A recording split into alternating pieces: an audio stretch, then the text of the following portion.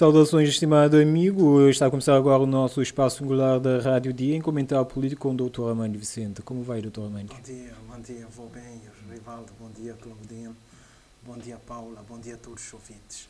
Muito obrigado por estar cá connosco mais uma vez neste espaço singular da Rádio Dia, um espaço de conversa descontraída à volta dos acontecimentos que chocam a sociedade cabo-verdiana. Na linha que vai nortear esta nossa conversa de hoje, vamos começar com o caso do deputado de Manuel Moura, do MPD, que foi baleado na noite de sábado num assalto aqui na cidade da Praia. Vamos dar também um olhar sobre o governo que muda a administração do Hospital Batista de Sousa após a morte de 7 recém-nascidos. Francisco Carvalho também voltou a alertar para a estratégia do MPD em confundir pessoas em relação às responsabilidades da Câmara Municipal, e também os investidores empresários brasileiros miram entrar no mercado africano através de Cabo Verde. Dr. Armando, vamos dar um olhar sobre isso. Os operadores marítimos exigem também esclarecimento e pedidos de desculpa ante as declarações do vice-presidente do Grupo ET, que traz à tona a hipótese de sabotagem dos navios da Cabo Verde Interilhas. Vamos também dar um olhar sobre um pequeno olhar sobre uma denúncia de um cidadão aqui na cidade da Praia, que diz em relação ao abandono de espaços comerciais da Casa para Todos na Vila da Vitória, em Achada Limpo, e outros temas também que vão aparecendo no decorrer desta nossa conversa. Entrando nos pontos que temos aqui sobre a mesa, o deputado do MPD, Manuel Moura, foi baleado no sábado, não é, com um tiro de boca-beijo durante um assalto aqui na cidade da Praia. Como vês esta notícia? É com muita preocupação. Em primeiro lugar, mandar as nossas palavras de solidariedade com esse deputado, Manuel Moura, um bom cidadão, e pronto, mas é o que se passa na cidade da Praia, e todo mundo, desta vez aconteceu com esse deputado e teve repercussão até a nível internacional. Sim. Se você abrir os canais internacionais, você vê que o deputado Manuel Moura foi baleado, o que é um mau sinal para Cabo Verde, é um mau sinal em termos de turismo, a nossa tal galinha dos ovos de ouro. Com esses assaltos, com essa onda de assalto, o cidadão continuando sendo vítima dos assaltos à mão armada, roubo em residência, medo e insegurança que reinam no seio da população, e infelizmente a política de tolerância zero contra a criminalidade anunciado pelo primeiro-ministro, essa política não tem surtido efeito. A tolerância zero contra a criminalidade não tem surtido efeito, e é o laissez-faire, laissez-passer, le monde va de lui-même no campo da segurança, um Estado quase que podemos dizer que nós vivemos num Estado falhado em termos de segurança pública. É isso que devemos dizer. Depois, veja a questão do... Nós falamos sempre isso aqui nesse programa. A questão do policiamento de proximidade, que também foi um tema, uma promessa da campanha. Esse policiamento de proximidade não existe. Você não encontra com nenhum agente da polícia na rua, o que tem o criminoso sente livre. Mais liberdade, não é? Sim, o criminoso sente livre para, na verdade, fazer o que bem entender do cidadão. Policiamento de proximidade que tem o efeito preventivo contra os crimes, que tem também o efeito dissuasor, porque o cidadão, um criminoso, já não sente a vontade para praticar o crime. E depois, o efeito reativo, que é just in time. A polícia está na rua, qualquer coisa, a polícia pode acudir o cidadão numa fronte. Infelizmente nós não sentimos isso, mas pronto, é um assalto.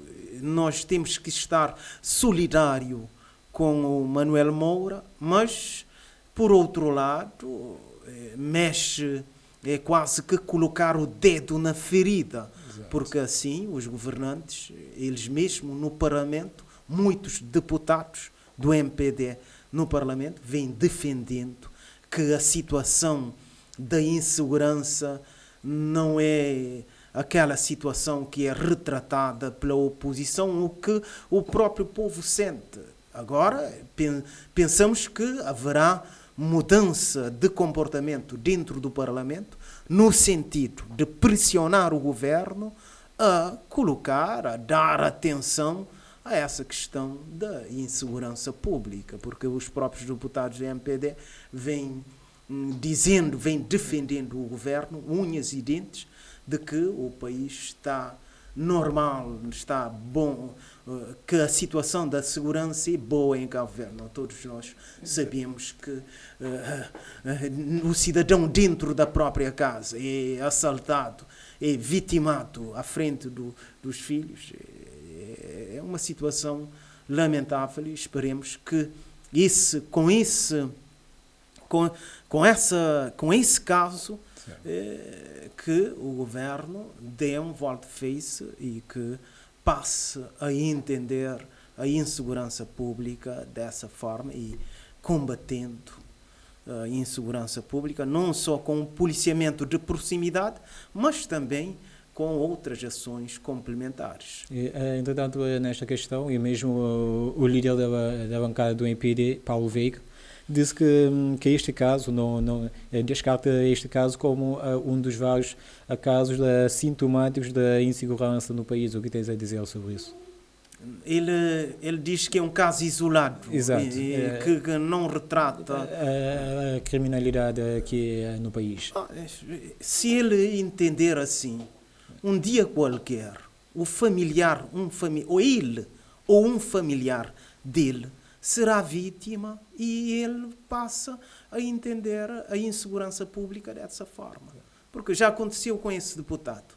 Qualquer dia pode acontecer com... Nós não desejamos. Certo. Não é um desejo, não é nada de coisa. Mas a insegurança pública é uma questão que é um ponto fraco do Estado de Cabo Verde. É só ver pelos casos cidadãos, os casos do conhecimento. Há casos que nem são relatados porque o cidadão não vai fazer queixa. Portanto, a insegurança pública é um problema e, como um problema, é uma doença e o Estado de Cabo Verde tem que reconhecer essa doença, porque se você estiver doente e não reconhecer que você está doente, jamais você encontra cura.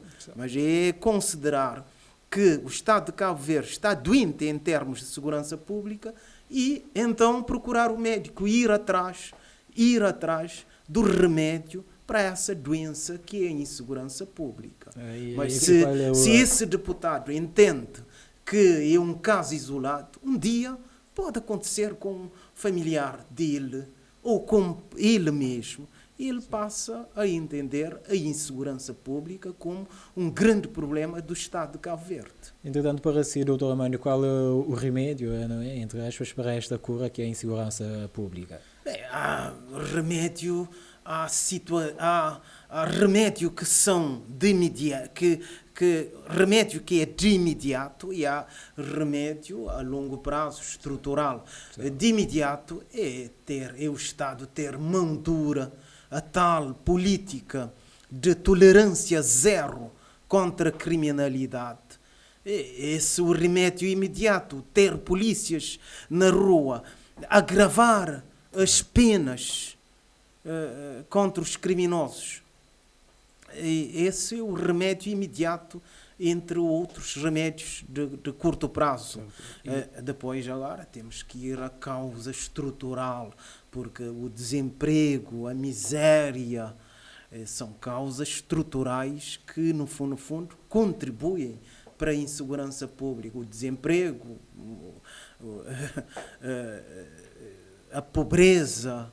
São essas as causas também, mas causas estruturais, e que o Estado também deve procurar, porque um jovem, se de cada 100 jovens, 30 estão no desemprego, dentro desses 30 é que vão aparecer os criminosos, as pessoas que estão desanimadas com a vida.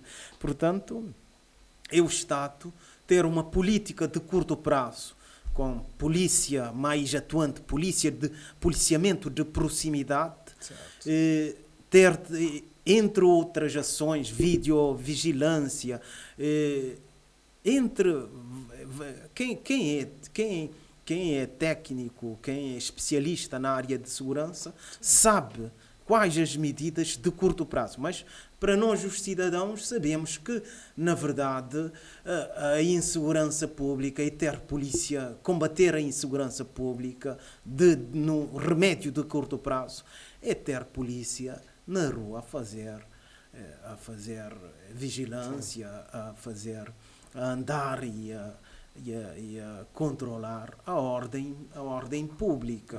Face a tudo isto, Dr. Armando, acreditas ter a hora certa de trazer novamente o BAC para as ruas da capital? Sim. Toda a força que é possível pôr na rua para, na verdade, trazer a segurança pública é bem-vindo. Não vai, do que vale nós estarmos aqui a gramponar de que somos um Estado de direito democrático, democracia, quando na verdade não temos a segurança pública? Você sai que Estado de direito é esse? Então Cabo Verde não é um país seguro. Eu, sinceramente, prefiro viver num Estado autocrático, para ter um Estado democrático sem a segurança pública. Eu prefiro estar num Estado de mão dura, com a segurança pública, com o emprego. Do que vale você estar numa democracia gramponar, que o Estado, Cabo Verde é um Estado de Direito, você tem muita gente no desemprego, muita gente na pobreza e insegurança pública para dar e vender, e depois apenas gramponar que é o Estado de Direito. Não, eu prefiro, do meu ponto de vista, eu prefiro estar num Estado que tem ordem, que tem emprego, independentemente de ser Estado de direito democrático ou ser um Estado autocrático ou coisa assim parecida. Cabo Verde é um país seguro? Claro que não. É ver, o deputado Manuel Moura foi vítima recentemente, mas esse caso só consegue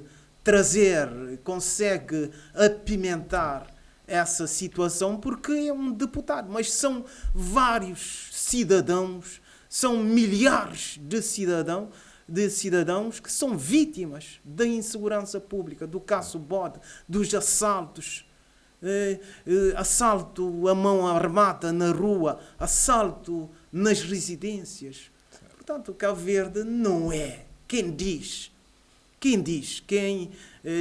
que esse caso do assalto ao deputado Manuel Moura é apenas um caso isolado, essa pessoa poderá, o familiar ou essa própria pessoa pode um dia qualquer também ser vítima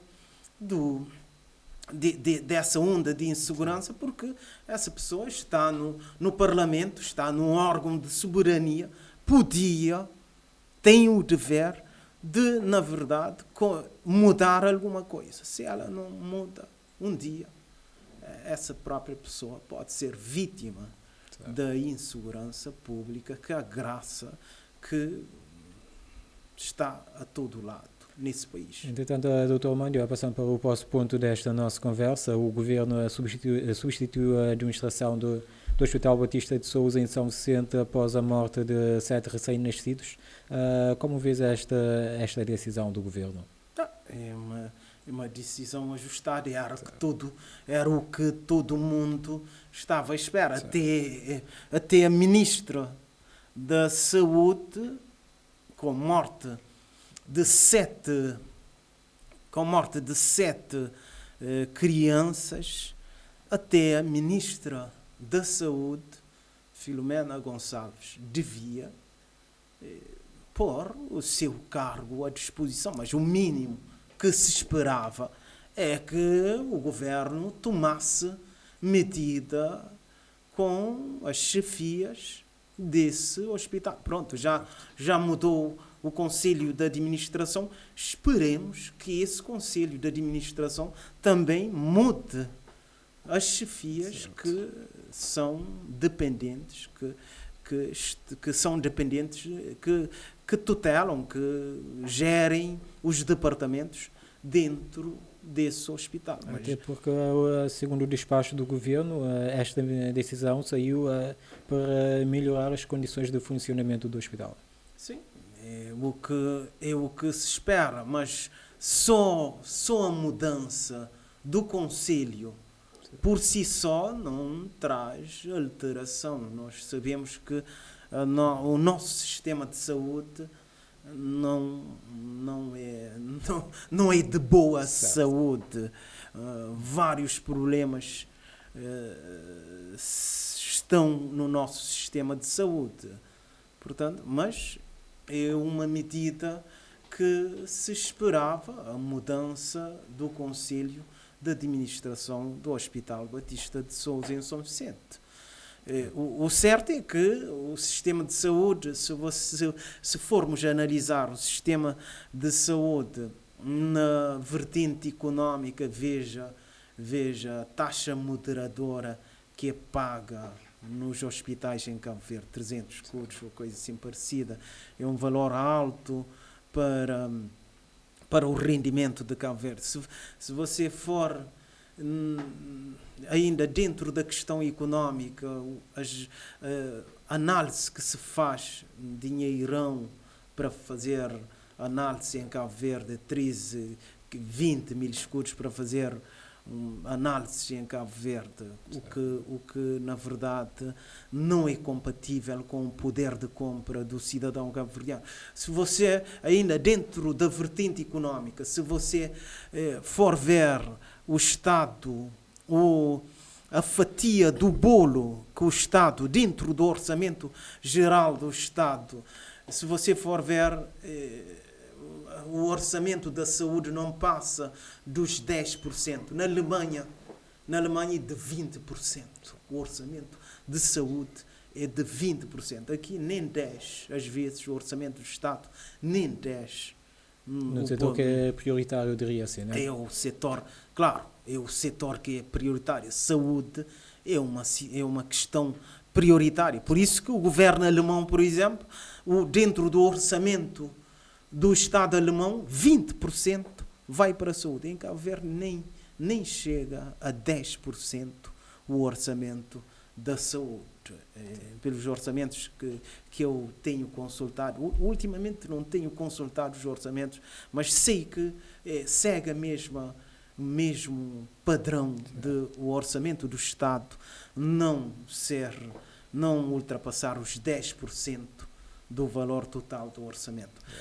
Depois, se formos a saúde em Cabo Verde, não só por esse indicador de morte dessas crianças, a qualidade do tratamento de saúde deixa muito a desejar. Veja o tempo que nós passamos numa banca de urgência, a aguardar o atendimento, às vezes 8, 9 horas a aguardar numa banca de urgência. Esperar por uma consulta ou por uma análise passa meses. Às vezes a pessoa é chamada por uma consulta e essa pessoa já está morta. Muitas vezes acontece esses casos.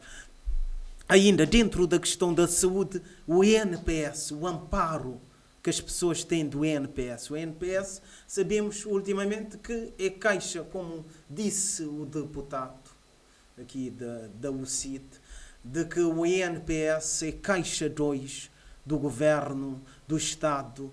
O INPS não ampara as pessoas, os trabalhadores, os doentes, na hora que mais a pessoa precisa. A evacuação, por exemplo, passa anos para uma pessoa ser evacuada. Às vezes, quando a pessoa é evacuada, já está quase, chega em Portugal. Os médicos portugueses às vezes recomendam para não enviar cadáveres com fôlego para Portugal.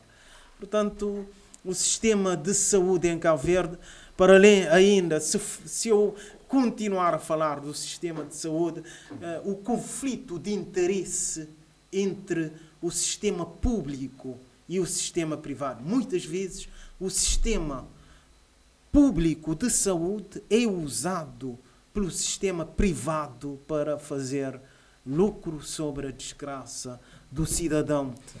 Os próprios trabalhadores do sistema de saúde que ganham mal ou formação que não é dada. São N problemas que o nosso sistema de saúde padece e que a ministra da Saúde, Filomena Gonçalves, deve estar preparada para, na verdade, ver se consegue imprimir uma mudança no nosso sistema de saúde. Portanto, doutor Armando, pegando nesta questão da morte dos 7 recém-nascidos, acredita já que numa auditoria independente?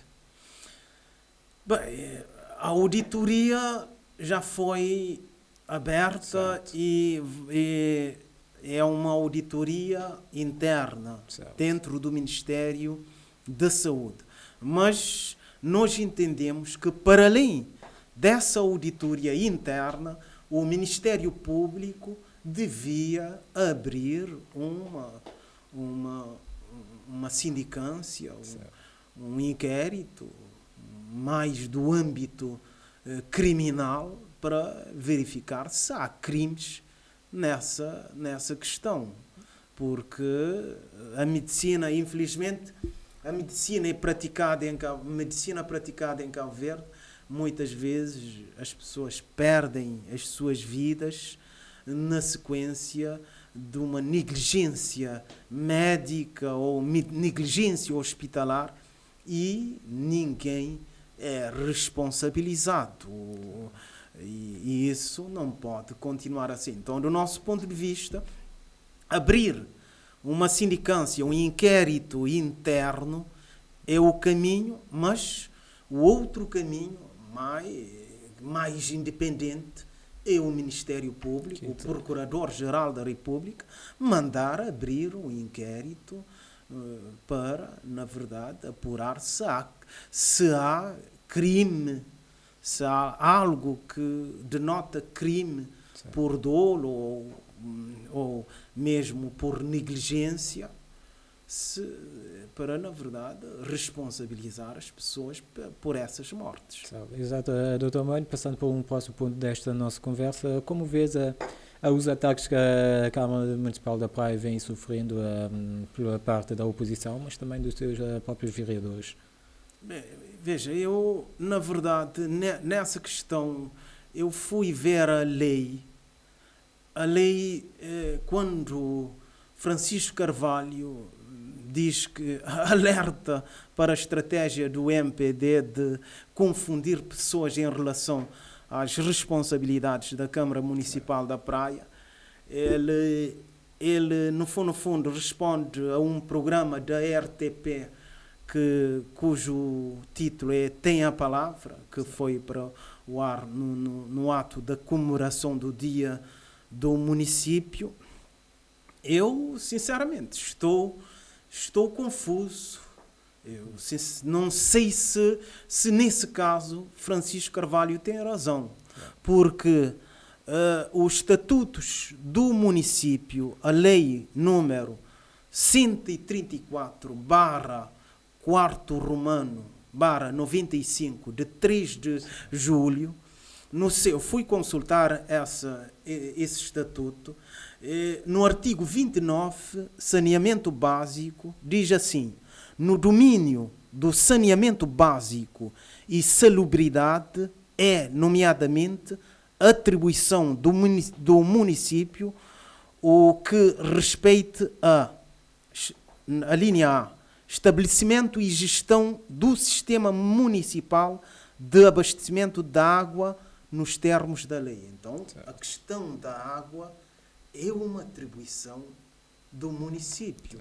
E nesse caso não vejo por que atribuir a responsabilidade da gestão do sistema municipal de abastecimento de água ao governo. Aqui, sinceramente, eu espero que alguém venha me esclarecer melhor, mas eu pessoalmente aqui entendo que o Francisco Carvalho, até certo ponto, está a sacudir a água do capote, porque imaginemos o governo a gerir ligações de água, não faz sentido. Em 10 ilhas, não é? Em 10 ilhas, em 22 municípios. Não faz sentido. Então vamos acabar com os municípios. Vamos acabar e vamos colocar de novo os delegados do governo. Assim, já da responsabilidade do delegado do governo e do governo a questão da gestão da água. E ainda mais, nessa mesma lei diz estabelecimento e gestão estabelecimento e gestão do sistema municipal de esgotos, a linha B desse mesmo artigo 29 dos estatutos do município. Então, gerir abastecimento de água não é uma atribuição do governo. Pode ser que pode ser que há alguma outra lei, mas o que regula o funcionamento de um município é essa lei. E essa lei atribui competência da gestão da água e saneamento às câmaras municipais. Então, não vejo por que estar a reclamar dessa questão. Eu deixo sempre uma porta aberta de que eu possa estar errado, mas pela análise da lei do município, a competência da gestão dos esgotos, do abastecimento da água é da competência dos municípios e não do governo. Portanto, nesse quesito, eu acho que ele, a priori assim, eu posso dizer que ele não tem razão para fazer essa reclamação. Entretanto, a cidade da Praia é dos municípios que mais sofre a questão de saneamento, não é? dos esgotos a céu aberto. Acreditas que Francisco Carvalho quer desviar as atenções? Sim, o que ele deve fazer é reclamar junto do governo para ter recursos e trabalhar nessa atribuição que satisfazer essas necessidades da população, que é da competência dos municípios, e ele não pode fugir à responsabilidade até porque quando ele diz que a questão da ADS é quem é o dono da ADS? São o capital social da ADS é composto pelos 9 municípios da Ilha de Santiago. Então não é o governo, são os municípios da Ilha de Santiago que determinam a gestão da ADS. E se o governo vem interferir é porque, na verdade, alguém que tem responsabilidade não está a cumprir a sua responsabilidade. Os municípios é que, na verdade, determinam a gestão da ADS, nomeando o Conselho de Administração e outras valências que a ADS tem e que é da responsabilidade dos municípios e não do governo. Portanto, eu aqui fico na dúvida se, na verdade, Francisco Carvalho tem razão de fazer essas reclamações. Portanto, a doutora Manuel, passando por um próximo ponto desta nossa conversa, investidores brasileiros querem atingir o mercado africano a partir de Cabo Verde. O que isso significa para o país? É uma boa notícia. Cabo Verde servir de trampolim para o Brasil a chegar à África. A CDAO tem um mercado de 350 milhões de habitantes, portanto é um grande mercado, e se o Brasil quiser aproveitar Cabo Verde para atingir esse mercado, eu penso que seria proveitoso para Cabo Verde. Agora, não é fazer como se fez com os chineses, veja, bem dos chineses, mal dos chineses, porque na verdade os chineses trouxeram produtos mais baratos e que até certo ponto favoreceu os cabo-verdianos, a população cabo-verdiana. Mas os chineses aproveitam da pobreza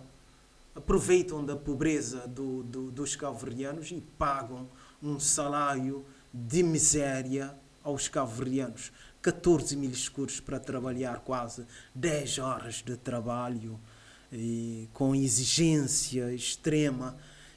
Nós pensamos que devemos tomar cuidado com os empresários que vêm a Cabo Verde, porque não podemos permitir que os empresários cheguem a Cabo Verde e que explorem as nossas pessoas, e nós quase ficamos ficamos calados com uma cumplicidade, uma conivência extrema contra a exploração de mão de obra. Esperemos que, se o Brasil quiser aproveitar o mercado africano, que é quase de 1 bilhão, toda a África, quase 1 bilhão de habitantes, mas considerando apenas CDAO, 350 milhões de habitantes, esperemos que, na verdade, haja algum controle e que os cabo-verdianos não sejam usados para apenas as pessoas fazerem os lucros e nós continuarmos a explorar ou aceitar a exploração da mão de obra cabo-verdiana. Mas é bem... Sim. Eu diria, portanto, para chamar mais atenção, eu diria assim, dos investidores estrangeiros, o que falta para o país adotar? Veja, o salário mínimo não pode ser de 14 mil escudos. O salário mínimo cabo-verdiano devia ser, no mínimo dos mínimos, 20 mil escudos. Não podemos aceitar que 14 mil escudos hoje, com essa inflação galopante, o que dá. Veja que um saco de arroz que custava 1.900 escudos, hoje custa 3 mil escudos. Ou seja, se 14 mil escudos dava para comprar 7 sacos de arroz, hoje dá para comprar 4 sacos de arroz.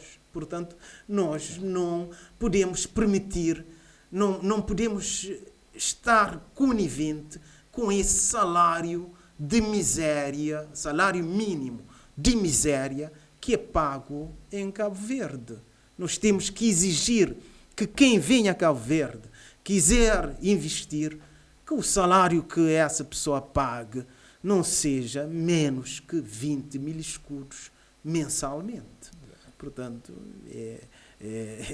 o primeiro tem que haver mais ações complementares, mas a começar pela definição do salário, é isso que devemos exigir aos investidores estrangeiros, que não venham explorar a mão de obra cabo-verdiana em nome de mais emprego, em nome de coisas desse tipo. É isso que eu devo responder, mas há outras ações complementares que devem ser feitas.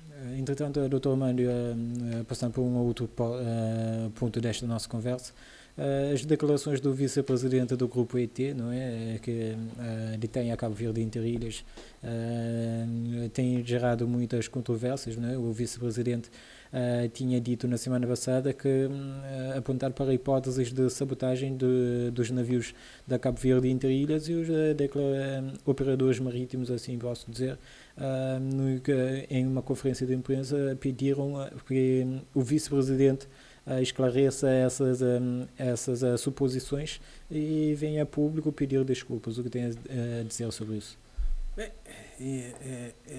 Foi muito, no fundo, foi muito grave lançar suspeição de sabotagem dos barcos da CVI Interilhas. Porque, segundo, nessas coisas é preciso, era preciso ter algum aconselhamento dos especialistas. Mas como cidadão que vê as coisas assim de longe e passa a entender o senso comum, segundo a informação é que a casa da máquina dos barcos não é acessível a todo mundo, que apenas quem maneja, o comandante e outros dirigentes dentro do barco, é que tem acesso à casa da máquina. Então, dizer sabotagem ou acusar, lançar suspeição de sabotagem, assim, até certo ponto, ficou mal para esse dirigente, esse vice-presidente da CVI Interilhas.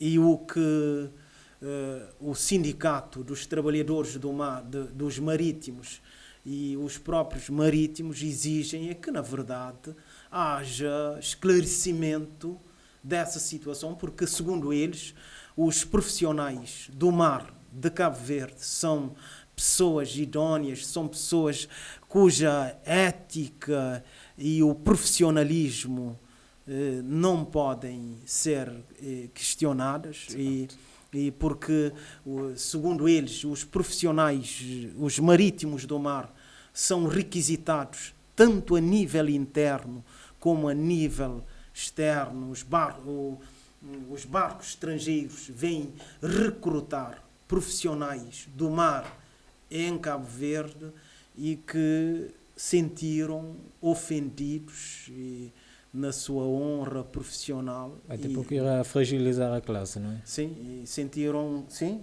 isso fragiliza a classe, cria clivagens dentro da classe profissional. O certo é que, na verdade, se eles exigem esse esclarecimento, esse é um direito deles, exigir esclarecimento, pedido de desculpa, pronto, é ver se, é esperar pelas investigações e ver se, na verdade, eles têm razão ou não têm razão. Mas o certo é que o lugar onde se pode fazer a sabotagem num barco é na casa da máquina, e a casa da máquina é acessível a poucos. Ou então, se há cumplicidade entre as pessoas, é preciso o esclarecimento. O certo é que eles têm razão de questionar essa situação, porque isso alguém não devia lançar suspeição sem, na verdade, ter argumentos sólidos, provas cabais. Se você tiver as provas cabais de que os barcos estão sendo sabotados, que há uma conspiração contra os barcos, aí sim você podia vir a público, pedir desculpas aos clientes da CVI Interilhas, que não, mas são essas suspeitas ainda são para serem verificadas, coisa que não devia ser posta ao público, não devia ser divulgado. Entretanto, Dr. Armando, acreditas que isto poderá também ser o vice-presidente do Grupo ID apenas quer desviar as atenções, diria, dos clientes, dos cabo-verdianos, em relação à irregularidade dos transportes marítimos? Sim, segundo a informação que foi publicada pelo sindicato, diz que, por exemplo, o barco, eles fazem uma viagem, São Vicente de Praia, e há uma avaria num outro barco. Esse pessoal, sem descanso, é recolocado num outro barco para continuar a fazer o trabalho. E eles dizem que, na verdade, a CVI Interilhas devia esclarecer o público sobre os problemas de fundo que a CVI Interilhas vem passando. E nós aqui devemos dizer, a CVI Interilhas, vou repetir, ganha um balúrdio do dinheiro do Estado de Cabo Verde. A continuar assim, a continuar com esses problemas, é o Estado de Cabo Verde denunciar e excluir ou denunciar o contrato e procurar então outra alternativa, porque nós cabo-verdianos também não podemos ficar com essa qualidade de serviço que está sendo prestada pela CVI Interilhas. Você vai ao cais para embarcar, às 6, o barco vem sair meia-noite ou 6 da manhã. Então a falta de regularidade, o cumprimento do horário, a previsibilidade das saídas tem sido questionada pelos cidadãos e nós não podemos continuar com essa qualidade de serviço que nos é oferecida pela CVI Interilhas. Muito bem, Dr. Armando, vamos passar para o último ponto desta nossa conversa, não é? Vamos para uma denúncia dos nossos ouvintes aqui, da Rádio Dia, em que trouxe aqui uma questão que, Dr. Armando, do abandono dos espaços comerciais na Casa para Todos, na Vila Vitória, em Achada Limpo. É uma denúncia bem feita, porque os espaços comerciais de Casa para Todos, na Vila Vitória, em Achada Limpo, São Pedro, Casa para Todos em São Pedro. Eu uma vez fui em São Pedro e encontrei vacas dentro daqueles espaços comerciais, não só também em Achada Grande, traz também os espaços comerciais com vidros, portas arrombadas, janelas retiradas, roubadas, não sei se é roubadas, mas vandalizadas. Portanto, é uma denúncia que merece apreciação da EFH, os dirigentes, o presidente do Conselho da EFH é responsável por essa situação. É dizer as coisas de forma categórica, objetiva, que o atual presidente do EFH é responsável por essa situação de abandono dos espaços comerciais de Casa para Todos. Você tem um espaço, não quer deixar, não quer vender, ou não aparece pessoas para comprar, procura alternativa, ou entre aspas, fornece às igrejas, às associações. O que é certo, como esses espaços, o abandono desses espaços comerciais não deve continuar assim, porque, na verdade, o dinheiro público, lembremos, o valor do dinheiro que o Estado alocou a esse projeto Casa 200 milhões de euros, hoje sabemos que não foi tanto dinheiro, que foi um pouco a mais, ou 120 milhões de euros, e o projeto inicial era para a construção de 8.000 apartamentos, sabemos que hoje são 6.000 ou 4.000 apartamentos, mas o certo é que os espaços comerciais dessas localidades, Achada Grande traz, Casa para Todos, Achada Grande traz, Vila Vitória em Achada Limpo e Casa para Todos em São Pedro, esses espaços comerciais estão abandonados e a responsabilidade primeira é do presidente do IFH, que devia estar que devia ser mais pedido na resolução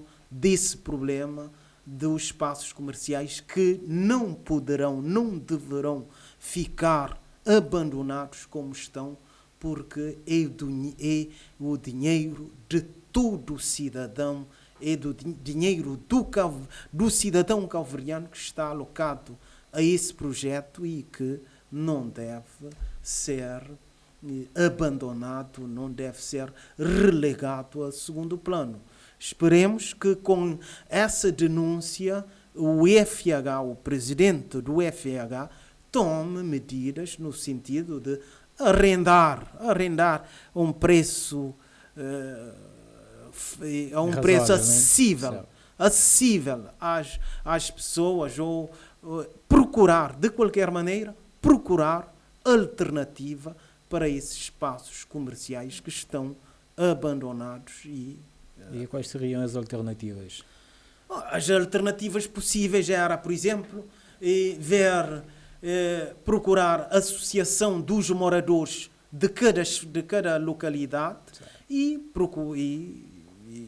arrendar ou fazer. O que é certo, o espaço não pode continuar abandonado. Arrendar, doar, até podia ser também doar aos moradores da localidade, do próprio conjunto habitacional. Uma coisa, o que é certo, como está, não pode ficar, porque dinheiro do cidadão cabo-verdiano que foi usado para a construção desse espaço e depois fica abandonado. Então não devia ser construído. Já foi construído porque tem um objetivo com essa construção. Então é procurar cumprir o objetivo para o qual esses espaços foram construídos.